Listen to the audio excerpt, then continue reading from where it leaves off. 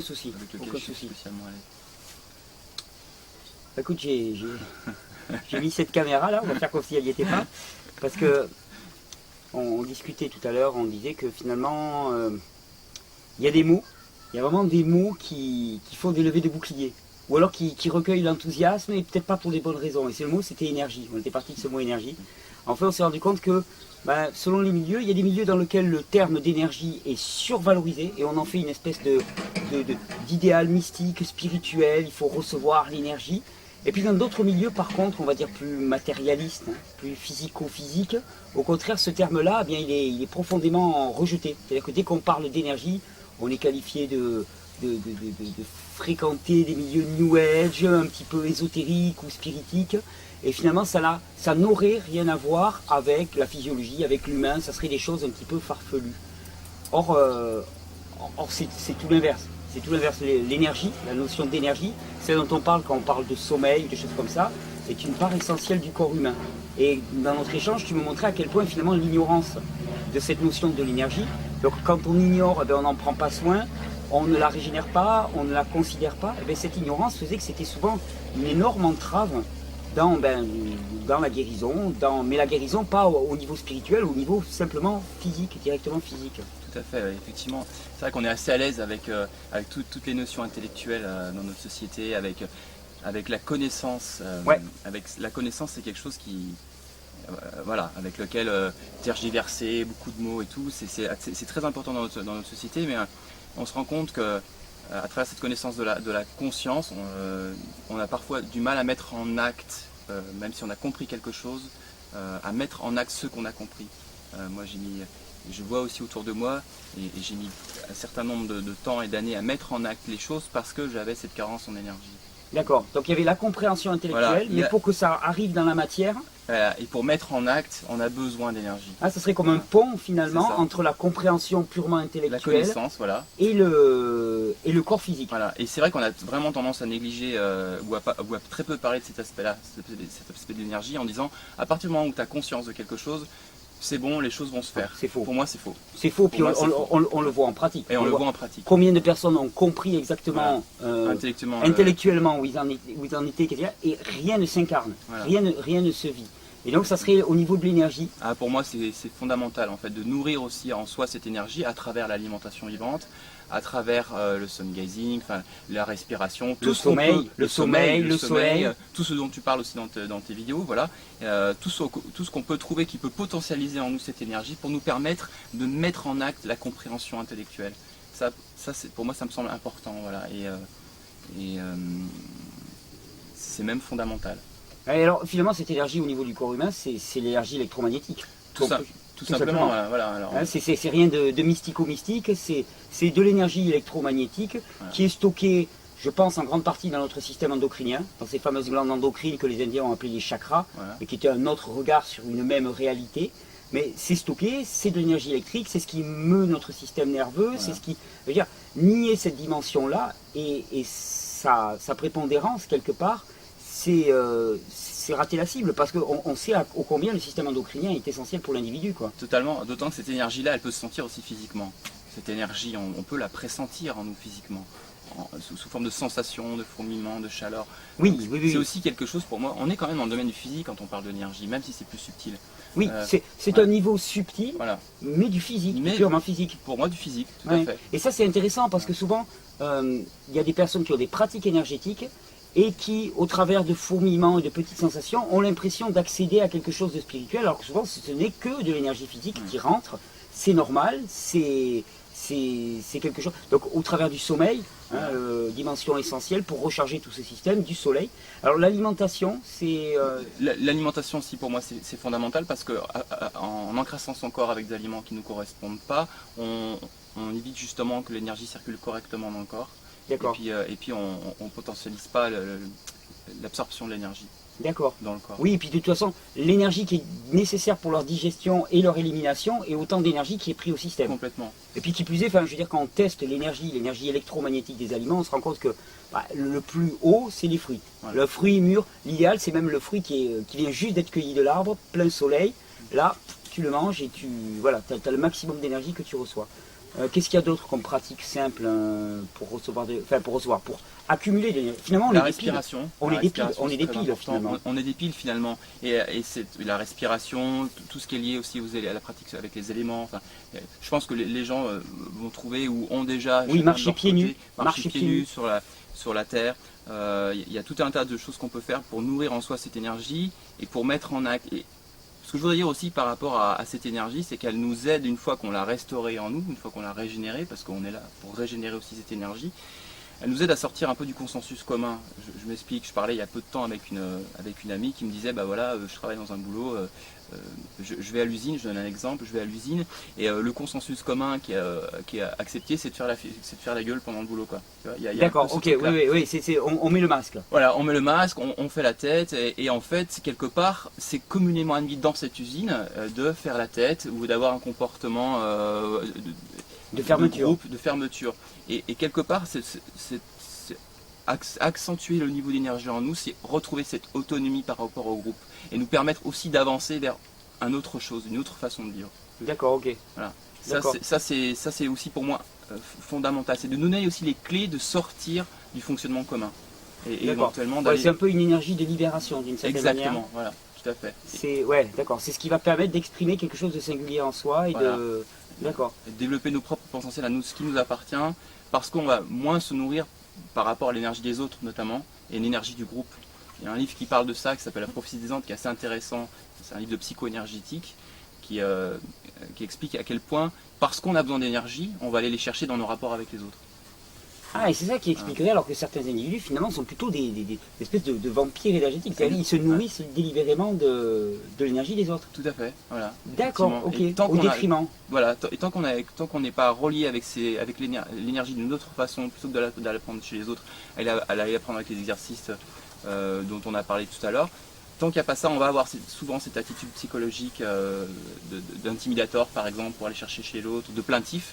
Par exemple, l'exemple de cette usine, cette fille qui travaille à l'usine et où le consensus commun qui est accepté, c'est je fais la tête, oui. et tout va bien, en fait, c'est accepté par le groupe. Et si toi, par contre, tu arrives et que tu as un sourire et que tu es gracieux, on comprend pas trop, quoi. Pourquoi tu fais pas, t'as pas le même comportement, tu es en rupture par rapport au groupe. Et je pense que notre peuple est vraiment en carence d'énergie, et c'est pour ça que... carence de sommeil, rythme coupé du soleil, coupé du sommeil, coupé du contexte naturel qui est chargé en énergie, quoi, vraiment. Hier on a vécu une expérience extraordinaire. Il y avait un orage qui arrivait, par exemple, quand on parle vraiment d'énergie, de pure énergie. Et à un moment, je marchais avec une amie et on s'est retourné, on avait les cheveux hérissés sur la tête, tu vois. Bon, mais c'était pure énergie. On sentait vraiment qu'entre le haut et le bas, il y avait cette énergie qui circulait. Et ça n'a rien de spirituel, ça n'a rien, c'est purement physique, c'est de l'énergie électromagnétique et qui circule. L'eau solarisée aussi, tu en as beaucoup parlé. Est-ce que tu pourrais faire un petit point là-dessus? Moi, je veux bien. Pour moi, c'est très important aussi l'eau solarisée, c'est un élément intéressant. Donc, je sais pas, je rappelle peut-être le. Oui, rappelle ce que c'est, ouais. Vous placez dans une fiole qui fait entre 500 ml et 2 litres de l'eau, simplement de l'eau de source. Ouais, donc 1 litre maximum. 1 litre maximum. 2 litres. Jusqu'à 2 litres. Voilà, tu peux jusqu'à 2 litres. Plus la fiole est petite, plus c'est intéressant parce que l'énergie sera concentrée en fait dans la fiole. Vous la placez au soleil sur la terre nue, à une exposition pendant entre 5 et 8 heures d'exposition au soleil. Et ensuite, vous buvez cette eau dans la journée, dans les 24 heures. Et là, dans les 24 heures, on peut la garder pour le lendemain matin. Tu peux la garder pour le lendemain matin. Il n'y a que l'énergie qui décroît un petit peu. Voilà, l'énergie décroît un petit peu et tu la bois au cours de la journée. Tu la mets pas au frigo par contre. Oui. Voilà, tu la laisses simplement se rafraîchir à l'intérieur de la maison une fois que l'exposition entre 5 et 8 heures a été faite. Et ensuite, tu bois cette eau. Et là, c'est un apport d'énergie qui est conséquent, que l'on peut ressentir en soi quand on est suffisamment nettoyé. Pour moi, c'est un vrai cadeau quand je bois cette énergie, cette eau solaire. Oui, j'ai expérimenté aussi. Tu l'as expérimenté, tu as ressenti tout à fait, cette sensation-là. Et ça va aussi beaucoup nous apporter en termes d'énergie. Oui, en fait, le jeu, c'est d'arriver à prendre toutes les sources que l'on peut trouver autour de nous pour recharger voilà. En permanence. Tout ce qui vous appelle, quoi. Tout ce qui appelle les gens. Chacun a sa méthode pour s'énergétiser, mais par contre c'est fondamental, c'est important parce qu'on aura du mal à mettre en acte et on aura du mal à contacter cette liberté de sortir aussi du consensus qui en même temps va nous laisser dans une inertie, quoi. On connaît plein de gens autour de nous qui ont compris des choses mais qui ont du mal à mettre en acte et qui du coup restent bloqués dans une inertie parce qu'il leur manque ce petit plus. Oui, c'est vraiment le pont qui se passe entre la compréhension et l'incarnation, d'une certaine manière. C'est vraiment ce pont entre les deux, mais qui fait partie complètement de l'incarnation. Tout à fait. La connaissance intellectuelle est importante, ce qui va nous permettre d'avancer, mais cet aspect énergétique est aussi fondamental. Ne pas séparer les deux, quoi. Oui, en Et Occident, on a donc, eu tendance à le séparer, à le rejeter dans les pratiques, on va dire, alternatives un peu floues et un peu dans les nuages, quoi. C'est vrai. Alors que c'est très valorisé en Asie, c'est très recherché en Asie. Oui. Et même en Asie, peut-être que c'est la compréhension intellectuelle qui est minorée d'une certaine manière, enfin qui n'est pas valorisée, qui n'est pas... Je pense que l'intéressant, c'est l'équilibre des deux. Voilà, exactement. S'il n'y a C'est pas la- la connaissance intellectuelle, la compréhension, Voilà, on n'avancera pas non plus. Quelque part, la compréhension intellectuelle, ce serait presque le phare qui indique Voilà, la direction. Exactement. Et l'énergie, ben, c'est le vent qui va te pousser jusque-là. Exactement. Et ton corps, ben, c'est le bateau avec la voile, d'une certaine manière. Hein, c'est une image qui pourrait marcher. Ouais. Et, tu me disais aussi que, par exemple, les fruits, les exposer à la lumière du soleil, finalement, avant de les consommer, intégraux, quoi, finalement, quand on prend le fruit, on prend un melon, mais Voilà. quand on le sort du frigo, au lieu de le manger comme ça, sorti du frigo, on le met un petit peu au soleil. Ou tu peux même le mettre plusieurs heures avant de le consommer. Quand tu sais que tu vas en manger dans la journée, tu mets tes fruits, par exemple, exposés au soleil. Oui, pour qu'il se recharge en Pour qu'ils énergie. se rechargent en énergie et après tu les consommes. Le mieux étant bien sûr que tu ailles directement cueillir ta petite tomate au jardin. Et Complètement, juste c'est là avant où elle de est chargée. consommer. C'est là où elle est C'est chargée au là où elle est maximum. chargée au maximum. Là c'est vraiment, mais bon, on n'a pas forcément tous les moyens d'avoir un jardin. Mais déjà d'exposer ses fruits au soleil, c'est très intéressant aussi. Moi, Oui. j'ai constaté. Et c'est intéressant aussi en fonction des Oui, périodes oui. de l'année, parce que par exemple là, bon, en été, on reçoit tous quand même plus ou moins du soleil si on vit dehors. La consommation de fruits est plus importante et les fruits sont plutôt de meilleure qualité, donc plus chargés en énergie. Mais en hiver, il se peut qu'on ait des fruits qui ont été cueillis il y a très longtemps, conservés en frigo, autant dire que ben, leur niveau d'énergie il a chuté radicalement. Alors il sera toujours supérieur à n'importe quel plat préparé cuit en barquette. Ouais. Donc c'est pas une raison pour ne pas consommer de fruits, mais il aura chuté. Si on marche pas trop pieds nus parce qu'on habite au 5e étage d'une tour, si on voit pas trop le soleil parce qu'il y a pas mal de nuages, eh bien on va chercher ailleurs, c'est-à-dire la respiration par exemple, le massage, le toucher, le transfert d'énergie, ou des choses comme ça. On va chercher là où on a une ressource, quoi, finalement, pour arriver à toujours accumuler cette énergie. Et comme un pont entre les deux. Et c'est une notion moi, qui me paraissait essentielle, parce qu'elle est toute simple, mais je me rends compte que moi-même, pendant longtemps, j'ai repoussé ça. Et récemment, quand je parle dans des vidéos techniques énergétiques, tu vois, par exemple, je parlais de techniques de tapoter ou de massage, on me dit, ouh là là, mais non, mais là, ça devient plus sérieux. Ce que tu fais, ça devient plus sérieux. Alors qu'il me semble que la constitution énergétique de l'être, je vais dire, c'est la trame. Pour moi, c'est même presque plus important. C'est ce qui fait la différence entre un corps mort et un corps vivant pour moi. Complètement. Il y a l'énergie, après bon, il y a l'âme, il y a la dimension plus spirituelle de l'être, mais il y a cette énergie. C'est ce qui fait que, où quelqu'un endormi, il y a une énergie, mais on voit qu'il y a une forme d'énergie, qu'il y a quelque chose de moins extériorisé. Et puis elle se perçoit, plus tu as d'énergie, plus tu as la capacité de percevoir l'énergie chez les autres aussi. Est-ce que c'est un petit peu aussi ce qu'on appelle le charisme chez quelqu'un? Oui. Quand tout à quelqu'un fait. attire les regards comme ça, quoi. Voilà. On ne peut pas s'en empêcher, il y a quelque chose, Exactement. il dégage quelque chose. On n'est pas tous égalitaires à ce niveau-là. C'est vrai qu'il y a des gens qui ont plus d'énergie que d'autres. Donc, D'accord. Chacun aussi de développer son potentiel et son énergie. Et c'est vrai qu'il y a des gens qui déjà naissent avec un potentiel d'énergie qui est plus fort. Donc des gens qu'on dit charismatiques ou autres. D'accord. Effectivement, c'est ça. Et alors, bon, on peut mesurer, c'est pas un Ouais. reflet total, on peut mesurer cette énergie de différentes façons. Bon, moi, je parle toujours de mesurer la tension pour connaître l'état des glandes surrénales. On se rend compte que c'est pas l'unique critère. Non. Hein, puisque là, on vient de mesurer Voilà. ma tension, par exemple, on s'est Ouais. rendu compte que j'étais pas mal fatigué, Ouais. alors que bon, il y a encore de l'énergie qui circule. Voilà. Donc, par rapport à la tension qu'on a mesurée, je dégage une énergie qui est supérieure à ce qu'elle devrait être. Donc, est-ce qu'il y a d'autres critères pour mesurer cette énergie? La photo Kirlian par exemple. La photo Kirlian, ouais. La photo Kirlian qui est assez bon. Et il y a aussi un instrument en Russie. J'ai vu ça dans un reportage où on peut mesurer un appareil où on peut mesurer l'intégralité du champ électromagnétique de l'être humain. Et on a constaté par exemple que Des techniques de biorésonance, des choses voilà, comme des ça. choses comme ça, que les grands sportifs avaient une énergie qui était beaucoup plus intense, ou que les gens qui avaient des pratiques énergétiques aussi, ça Oui. se mesurait, on le voyait hein, vraiment dans les cliniques en Russie, certaines cliniques qui possèdent cet appareil, on voyait le champ électromagnétique autour du corps. Donc c'est mesurable quoi. Ouais. Mesurable C'est aujourd'hui. quantifiable, Voilà, c'est mesurable, c'est tout et c'est ça. perceptible. Vraiment, c'est perceptible. Pour nous, c'est perceptible. Oui, on le perçoit pas avec les yeux, Non, mais on on le a une perçoit forme pas de avec les yeux, perception. mais C'est il y ce a qui une fait qu'on va être perception. attiré par une personne. Voilà, tout à fait, par exemple. Voilà. Et aussi, c'est perceptible en nous. Par exemple, moi, quand je bois de la solarisée, aujourd'hui, je sens physiquement, entre guillemets, je perçois cette énergie qui est là et qui vient nourrir le corps. D'accord. Donc vraiment l'énergie comme un constituant essentiel entre le...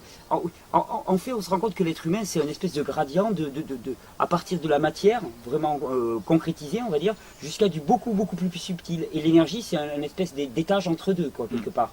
C'est une forme un peu plus subtile de la matière. Exactement. D'accord. Ben voilà, c'est tout simple, mais vraiment arriver à placer ça où ça se trouve.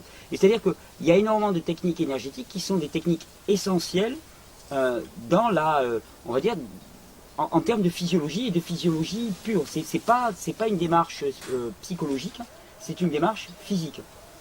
Donc, et au niveau sportif, par exemple, toutes les techniques asiatiques, des qigong, des choses comme ça, font partie des... Très intéressante, oui, tout à fait. Ça fait partie des outils, par exemple, à mettre en place en fonction de ce qu'on ressent pour augmenter en soi son potentiel énergétique. On travaille beaucoup la respiration aussi avec le qigong. Super intéressant. Je pense que les gens peuvent aller là où ils le sentent en fait. Mais oui, parce qu'il y a tellement de techniques, en fait, après il faut aller vers mais ne pas négliger ça par contre. Voilà, ne pas négliger cet aspect énergétique. On a tendance quand même un petit peu à rogner. Parce qu'on aime bien un petit peu, entre guillemets, faire de la masturbation cérébrale et se gargariser de tout un tas de connaissances intellectuelles et de techniques mentales ou reliées dans cette sphère-là, mais ne pas oublier ça aussi, ne pas oublier ce sensitif, cet énergétique. Oui, parce que sinon ça n'incarne rien. Ça n'incarne rien et on ne met pas en acte les choses. On ne mettra pas en acte les choses si on manque d'énergie. Donc finalement, quand on pense, parce que j'ai toujours en tête, on a tous peut-être en tête des gens, ou peut-être nous-mêmes, hein, qui ont pas mal d'idées, mais par contre il n'y a rien qui est concrétisé, là on peut vraiment aller percevoir une carence d'énergie. Ouais, pour moi oui c'est ça, effectivement. Et pareil, les gens qui ont du mal à sortir du consensus commun, faire le choix par exemple de s'orienter vers une nourriture, une alimentation vivante, des choses comme ça. D'accord, qui doutent d'eux-mêmes, qui ont besoin de l'assentiment de l'extérieur. Qui ont besoin de l'assentiment. De l'approbation. En fait, avoir besoin de l'assentiment, quelque part, c'est aussi avoir besoin, entre guillemets, de l'énergie de l'autre. Voilà. D'accord, ok. Tu t'appuies sur l'énergie de l'autre pour vivre ta propre transformation. Effectivement, et c'est pour ça qu'avoir suffisamment d'énergie va nous aider à sortir de ça, à sortir de la dépendance à l'autre. Ouais. Et du coup, à sortir du consensus commun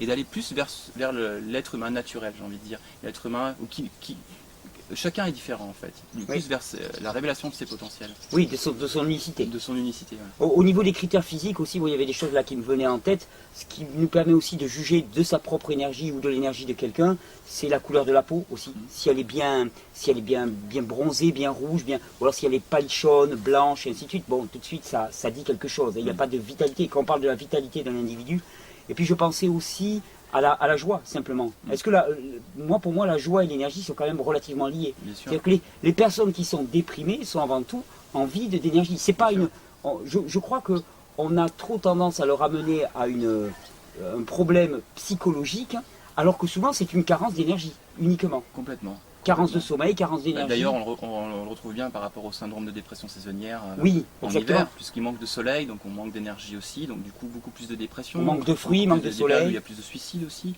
donc manque de fruits, manque de soleil. On manque de cette énergie-là, on manque de cet apport supplémentaire qui est par rapport au soleil, qui est donné par le soleil.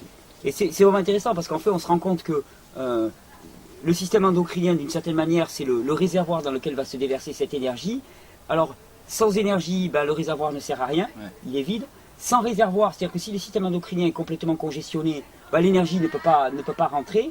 Et finalement, c'est vraiment les deux à valoriser en même temps. Il n'y en a pas un à mettre en avant. Donc, l'aspect matériel du système endocrinien est très important parce que sans matière pour recevoir cette énergie, l'énergie, elle peut pas être captée, elle peut pas être accumulée. Donc, il n'y a pas de chose plus importante qu'une autre. Il y a deux choses à faire évoluer. Il y a la dimension la plus physique, la dimension la plus énergétique, et que les deux finalement vont conspirer ensemble d'une certaine manière pour permettre une certaine forme d'émergence de l'individu, quoi. Et de l'individualité. Il y a une vraie cohérence. Pour moi, il y a une vraie cohérence de fonctionner comme ça, d'associer les deux. Ouais, d'accord. Et c'est pour ça d'ailleurs que dans les stages qu'on donne, tu es de plus en plus présent pour faire de la. C'est vrai. Oui, tout à fait. Ouais. Et c'est une cohérence complète en termes de régénération, la respiration, disons. La régénération, ce n'est pas simplement être assis face à une feuille et comprendre comment fonctionne le système endocrinien.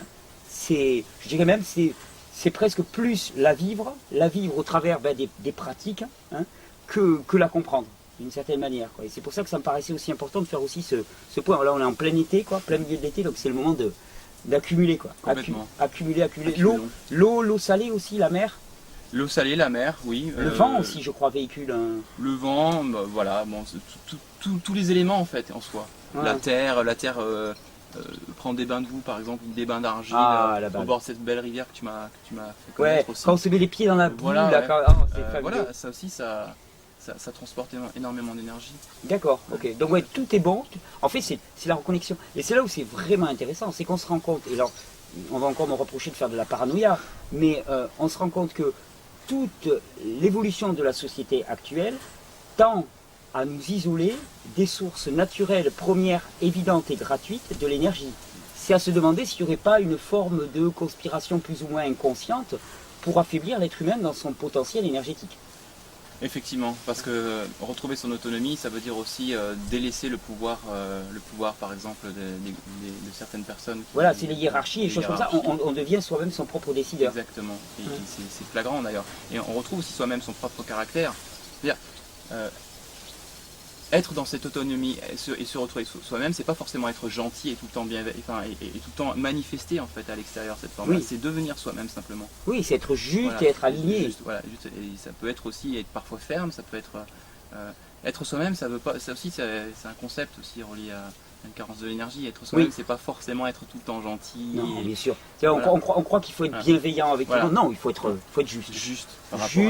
Juste et comment dire, clair, enfin tu vois, droit, juste et droit. Mais ça me fait penser aussi à des choses, c'est que ça demanderait aussi à revoir complètement notre système d'appréhension de la maladie, entre guillemets, c'est-à-dire que il me semble dans ma compréhension que l'essentiel pour une personne qui commence à présenter un vide d'énergie ou une maladie physique, une manifestation physique qui est toujours aussi liée à un vide d'énergie, ben, ça serait en premier lieu de se relier au maximum à ces forces de la nature.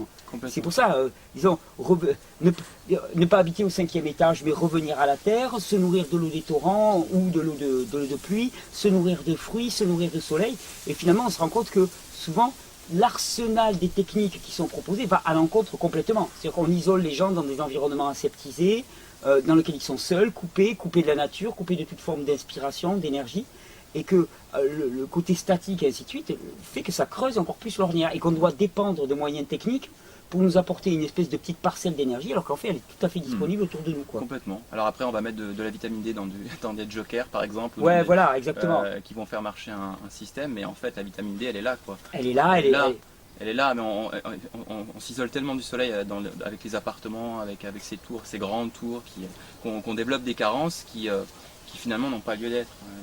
Et moi ce qui me fait dire souvent c'est qu'on va chercher des causes extérieures et on va chercher toujours quelque chose qu'il faut rajouter, alors qu'en fait il s'agit juste de revenir aux conditions normales de fonctionnement de l'être humain et ça fonctionne parfaitement. Mais conditions normales ça veut dire aussi pieds nus, dans un environnement dans lequel on peut s'exprimer, on peut être en contact avec les éléments. Et le corps aussi le plus nu possible. Le plus nu possible. On aurait pu faire la vidéo à poil.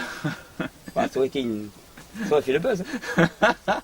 Mais non, mais voilà, vraiment privilégié. Et c'est vrai que ça demande parfois à aller à l'encontre des stéréotypes mondains actuels. Mais je pense aussi que ces principes de vie qu'on érige parfois comme une forme de morale, et en tout cas qui semblent être une espèce de consensus commun, sont quelque chose auquel on a dit oui, mais qui ne vont pas dans le sens de la santé de l'être humain. C'est pour ça que quand on dit de quelqu'un oui mais alors c'est un marginal ou des choses comme ça parce qu'il a des pratiques, moi souvent ça me réjouit parce que je me dis mais il a bien compris que pour être en pleine énergie, que pour incarner son vrai potentiel qu'on ne connaît pas, et je crois qu'on est vraiment très loin d'imaginer ce que c'est qu'un individu en bonne santé, vraiment, je crois qu'on n'a pas idée, tu vois, on qualifie parfois de surnaturel les prestations de certaines personnes qui sont juste, tu sais, c'est au royaume des aveugles, les bornes sont rois, quoi. Tu as des individus qui arrivent à accumuler un petit peu plus d'énergie et on les prend pour des mages, alors qu'en fait c'est juste un pouillème de ce que serait la normalité de l'être humain s'il n'était pas épuisé, s'il n'était pas coupé du sol, coupé de la terre, coupé de l'eau, coupé du repos, coupé de l'énergie du soleil, coupé de tout ça. Et cette énergie qui surabonde en fait. Complètement. En tout. Partout. Oui, de toute façon, l'énergie solaire, elle surabonde. Voilà. Elle surabonde à l'échelle de cette Terre. Et la notion de carence est une notion illusoire construite par l'intellect. Parce que la lumière solaire et cette énergie-là, elle surabonderait qu'avec le soleil, déjà, on a pléthore. On a largement pléthore. Complètement. Et ça expliquerait aussi que, au fur et à mesure qu'on arrive à se nourrir avec cette énergie, à se charger avec cette énergie, on peut, ça arrive, on le constate, avoir moins besoin d'aller chercher de l'énergie dans les autres et dans les aliments aussi. Complètement. C'est ce qui fait que finalement on voit souvent qu'au fur et à mesure que le système s'épure, même le système corporel, c'est-à-dire on accumule mieux l'énergie, on la fait mieux circuler, finalement il y a moins de déperdition, et on arrive, au début ça paraissait complètement illusoire de se nourrir que de fruits ou que de jus, puis à la fin ça devient une évidence et une normalité. Et cette énergie qui nourrit aussi, c'est un vrai bonheur, c'est une joie Oui. à connaître. La connexion au soleil, à l'eau solarisée par exemple, C'est- apporte un plaisir dont on n'a pas forcément idée. On parle du plaisir gustatif, mais il y a le plaisir de l'énergie qui circule dans un corps C'est incroyable. sans obstacle et aussi très goûtu, très Ah ouais, c'est exceptionnel. c'est pas du tout le même type de voilà, sensation. c'est pas Donc la même au début sensation, on a du mal à la goûter. Ouais. C'est un peu comme si c'était une nouvelle saveur. Alors au début on y croit pas trop. Il y a des moments où on se sent vraiment bien, mais on n'arrive pas à la considérer comme assez importante pour mettre tout l'accent là-dessus et pour investir toute son attention là-dessus. Mais c'est vrai qu'on y prend goût. On y prend goût à cette légèreté, à cette fluidité, à cette mobilité, quoi. Et Effectivement, et il y a des moments, alors il faut être bon aussi avec soi-même, il y a des moments où on va peut-être moins avoir envie de manger, ou pas du tout, très peu en tout cas d'aliments matériels, ou très peu, hein, on va rester... oui, Mais par contre, il y a certains moments où, parce que justement on a moins accès à ces sources d'énergie, où on s'en donne moins les moyens, et ben on peut être amené à manger naturellement des Voilà. aliments, en tout cas le plus Et proche de notre nature, qui et sont on quand même acte, des aliments on acte. Et puis on va Et on chercher acte. l'énergie là où Voilà. on peut la trouver de façon la plus pragmatique au moment où on va le donner. Voilà, Hier, par exemple, il faisait très nuageux, par exemple, et je t'ai dit, ouais, ben voilà, là, je sentais que moi, ça me manquait le soleil. Voilà, Il y effectivement. avait un vide, là, il y avait un Ouais, creux, quoi. Il y Donc avait... à ce moment-là, on fait un peu de respiration, ou on fait des exercices de Qigong. Ça aussi, c'est un super. Ouais. C'est pour ça que Jérôme, super d'ailleurs, qu'il soit là dans tes stages. Oui, oui, Pour nous Jérôme apporter Jérôme qui donne les la stages, oui, aussi. respiration. Ah ouais, non, puis ça va être de plus en plus présent, c'est-à-dire que vraiment ne pas séparer les choses, et régénérer vraiment toutes les dimensions. Et le niveau 2 là qu'on va donner là fin octobre, ça va être vraiment axé sur la dimension énergétique de l'humain, parce Super. qu'elle est essentielle. Super. Ah ouais, le système endocrinien, c'est pour ça que tu auras Super. plus que jamais ta place. Je suis ravi, Vraiment. Voilà, donc c'était une petite incitation, un petit partage pour vraiment montrer à quel point cette notion-là est peut-être par certains côtés ridiculisée, méprisée ou en tout cas ignorée, et que ça me paraissait quand même un point essentiel à souligner. Oui, surtout quand on n'est pas obligé de rentrer dans quelque chose de complètement farfelu et New Age pour parler de ça. Pas Parce du que tout. pour moi, vraiment, c'est physique. On peut C'est- ressentir physiquement. on est dans la dimension physique. Complètement. Merci Sébastien. Merci à toi Thierry.